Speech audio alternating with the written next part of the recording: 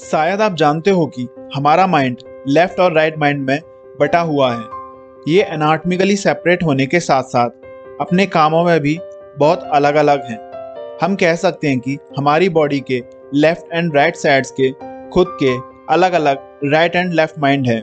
सरल भाषा में इन्हें समझें तो हमारा left brain logical, literal, linguistic, linear यानी कि सूझबूझ, पढ़ाई लिखाई, डिसीजंस मेकिंग के लिए जिम्मेदार होता है, और right brain holistic, non verbal communications जैसे कि facial expressions, eye contact, feelings, emotions, tone of voice, posture, gesture और पर्सनल मेमोरीज के लिए जिम्मेदार होता है। हमें जो गट फीलिंग्स और हार्टफेल्ट सेंसेस आते हैं वो राइट ब्रेन की ही देन है।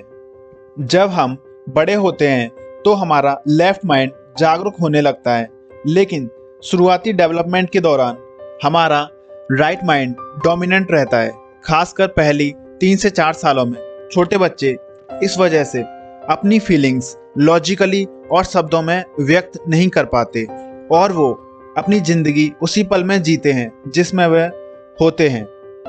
जैसे कि एक छोटा बच्चा एक नए खिलौने को देखकर ठहर जाता है और भूल जाता है कि उसे कोई बुला रहा है, या वह कहीं और जा रहा था, या वह कुछ और कर रहा था, क्योंकि उनके लिए ना लॉजिक होता है, ना जिम्मेदारियां, ना ही वक्त की पाबंदियां।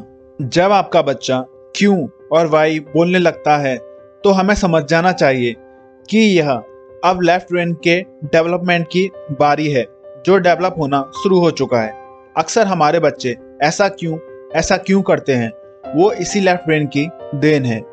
हमारे लेफ्ट ब्रेन को दुनिया में होने वाली चीजों के कारण और उनके प्रभाव संबंधों को जानने की उत्सुकता रहती है।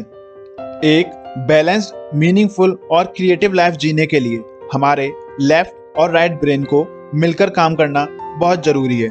इसीलिए अगर हम चाहते हैं कि हमारा बच्चा अपने इमोशंस और अपने लॉजिक्स दोनों को समझे और एक मीनिंगफुल लाइफ जिए और खुद को जमाने को ज़्यादा से ज़्यादा समझे, तो उसके लिए लेफ्ट और राइट ब्रेन को एक साथ मिलकर काम करना होगा।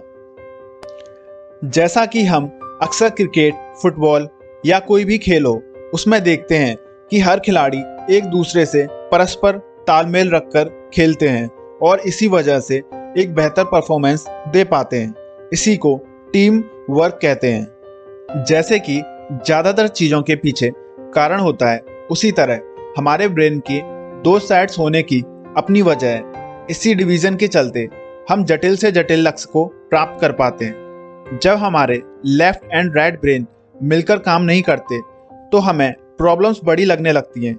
ऐसा हर किसी के साथ हुआ होगा, क्योंकि उस समय हम या तो अपने लेफ्ट या राइट ब्रेन का यूज़ कर रहे होते हैं। ये बिल्कुल एक पैर पर दौड़ लगाने जैसा है। अगर हम इससे डील भी कर लेते हैं तो हमारा एक्सपीरियंस पुअर क्वालिटी का होता है और हम ज़्यादा कामयाब होने की कगार से काफ़ी दूर होते हैं। आप सोचिए, अगर वही इंसान दोनों पैरों पर दौड़े तो रिजल्ट्स क्या होंगे। यही हमारे माइंड के साथ होता है। एक पल के लिए आप अपने इमोशंस के बारे में सोचो। एक मीनिंगफुल लाइफ जीने के लिए इनका बहुत बड़ा योगदान होता है, लेकिन हम नहीं चाहते कि इमोशंस हमारे ऊपर हावी हो जाएं। अगर हमारा राइट ब्रेन लेफ्ट ब्रेन पर हावी हो जाए तो हम खुद को एक इमोशंस के दरिया में डूबा पाएंगे, और ना ही हम सिर्फ अपने लेफ्ट ब्रेन को हावी होने दे सकते हैं, क्योंकि अगर ऐसा होता है तो हम सोच समझदारी को इमोशंस और फीलिंग से अलग कर देंगे और हम खुद को एक बिना इमोशंस के रेगिस्तान में पाएंगे। हमारा मकसद इस तालाब और इस रेगिस्तान दोनों को खुद से दूर रखना होना चाहिए। हम चाहेंगे कि ये दोनों मिलकर काम करें और emotions, feelings, logics, personal experiences को मिलाकर एक बेहतर जीवन का निर्माण कर सकें।